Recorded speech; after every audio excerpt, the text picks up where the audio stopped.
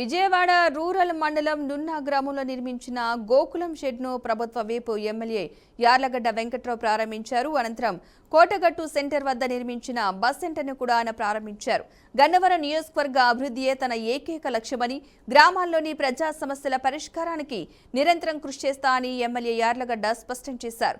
Road ఆక్రమణల తొలగింపు సమయంలో వ్యాపారులు నష్టపోకుండా ప్రత్యామ్నాయ ఏర్పాట్లు చేస్తామని తెలిపారు. గత ప్రభుత్వంలో దాదాపు 9 సార్లు విద్యుత్ ఛార్జీలు పెంచారని, కూటమి ప్రభుత్వంలో ప్రజలపై భారం పడకూడదు అనే ఉద్దేశంతో ప్రభుత్వమే 4,498 కోట్లను చెల్లిస్తుందని ఎమ్మెల్యే యార్లగడ్డ వెల్లడించారు. శ్రీకాళహస్తిలో పోటీ చేసిన, శ్రీకాకుళంలో పోటీ చేసిన, అలాగే ఆచార్య ఎన్జీ రంగా గారు ఈయన గురువు. ఆచార్య ఎన్జీ రంగా గుంటూరు పార్లమెంట్కి ఓడిపోతే మా గురువు గారు ఓడిపోయాడని చెప్పి ఈయన్ని ఇక్కడ గుంటూరు ఆయన తీసుకెళ్ళి శ్రీకాకుళం తీసుకెళ్ళి అక్కడ రాజీనామా చేపించి ఎంపీతో ఈయన ఎంపీగా నిలబెట్టిన చరిత్ర సర్దార్ గౌతులాల్ సింగ్.